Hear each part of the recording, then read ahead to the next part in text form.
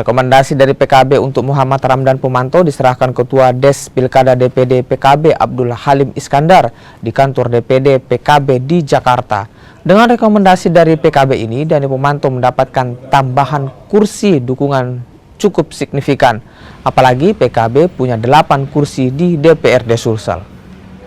Ya, saya kira kan pengalaman beliau ya wali kota 2 periode, dan kita tahulah wali kota ini Makassar ini dengan seluruh pernik-perniknya itu bukan sosok yang mudah saya kira, tapi karena beliau berhasil menundukkan kota Makassar, saya kira pengalaman itu penting ya untuk direplikasi ke daerah-daerah lain.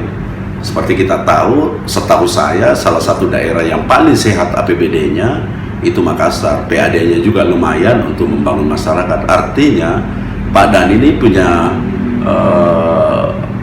rekam jejak yang baiklah untuk mengintensifikasi dan mengeksertifikasi seluruh potensi daerah, dan kemudian itu menjadi satu kekuatan untuk membangun masyarakat, membangun daerah.